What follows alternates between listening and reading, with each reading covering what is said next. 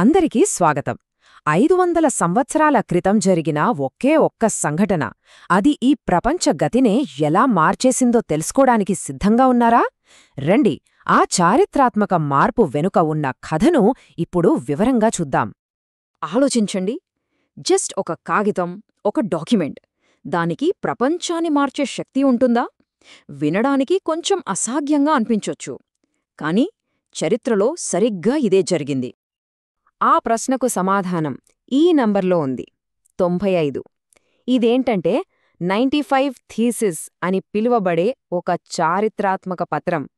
ఇది కేవలం అక్షరాల సమూహం కాదు, విశ్వాసం, ఆలోచనల్లో ఒక పెద్ద విప్లవాన్నే తీసుకొచ్చింది. దాని గురించే మనమిప్పుడు మాట్లాడుకోబోతున్నాం. సరే, మన కథ ఇక్కడ్నుంచే మొదలవుతుంది. అక్టోబర్ 31, 1517. జర్మనీలోని విటెంబర్గ్లో మార్టిన్ లూథర్ అని ఒక వేదాంతి తను రాసిన 95 వాదనలను అక్కడి చర్చ్ తలుపుకు మేకులతో కొట్టాడు.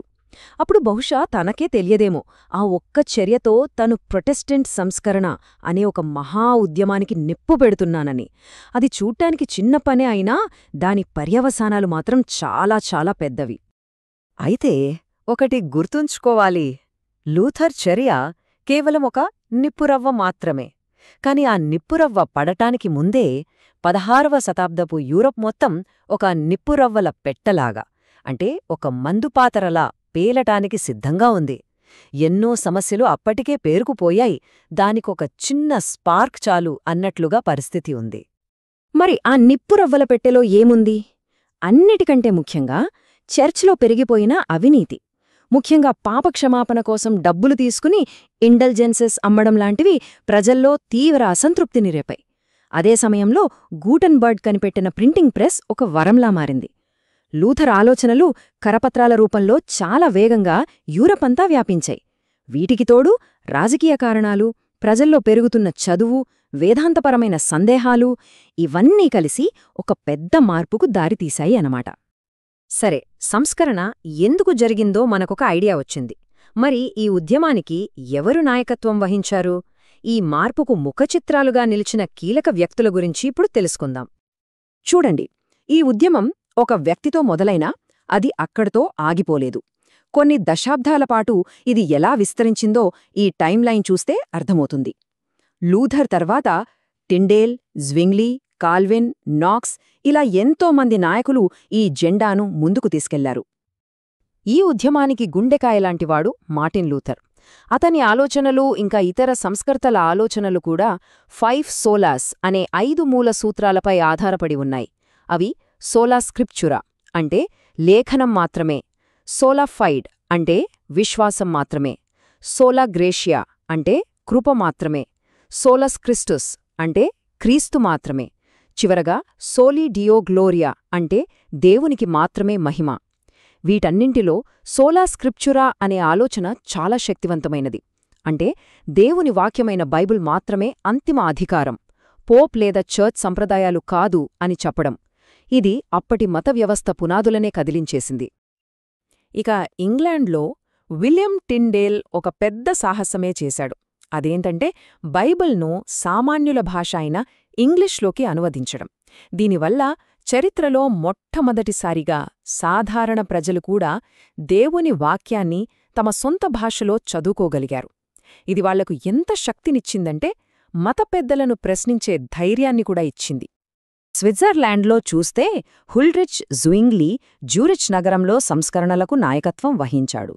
అతని సిద్ధాంతం చాలా సింపుల్, బైబిల్లో స్పష్టంగా చెప్పని ఏ ఆచారాన్నైనా మనం పాటించకూడదు. అయితే ఇక్కడ ఒక విషయం గుర్తుంచుకోవాలి, సంస్కర్తలందరూ ఒకే లక్ష్యంతో పనిచేసినా అన్ని విషయాల్లో వాళ్ల మధ్య ఏకాభిప్రాయం లేదు. ఉదాహరణకు ప్రభు భోజన విషయంలో లూథర్కు, జ్వింగ్లీకి మధ్య చాలా పెద్ద భేదాభిప్రాయాలున్నాయి. దీన్ని బట్టి మనకు అర్థమయ్యేదేంటంటే ఈ సంస్కరణ అనేది ఒకే ఒక ఆలోచనతో సాగిన ఉద్యమం కాదు, బదులుగా ఎన్నో విభిన్న ఆలోచనల కలయిక అని. ఇప్పుడు జాన్ కాల్విన్ గురించి మాట్లాడుకుందాం.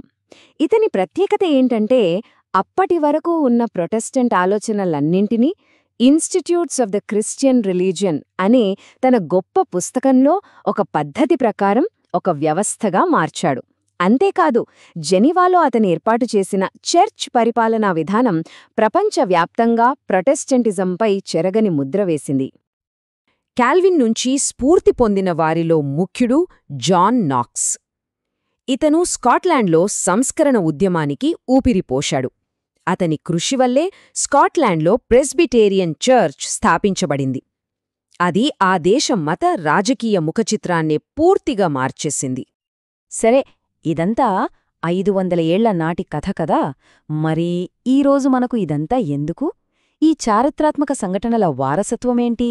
నేటి ఆధునిక ప్రపంచంలో దాని ప్రభావం ఇంకా ఉందా? చూద్దాం.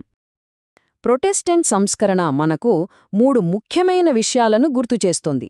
మొదటిది, ఎప్పుడూ మూలాలకు అంటే దేవుని వాక్యానికి తిరిగి వెళ్లడం. రెండవది, ఏ సంస్థ అయినా సరే, మనలో మనమైనా సరే, ఎప్పటికప్పుడు సంస్కరణ, పునరుద్ధరణ అవసరం.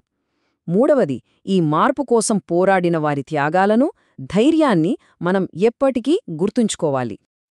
ఈ విశ్లేషణను ఒక చిన్న ప్రశ్నతో ముగిద్దాం.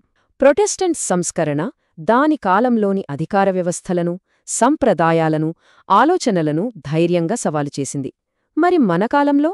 మనం అస్సలు ప్రశ్నించకుండా ఇది ఎప్పటినుంచో వస్తుంది కదా, ఇంతేనేమో అని గుడ్డిగా అనుసరిస్తున్న విషయాలేమైనా ఉన్నాయా?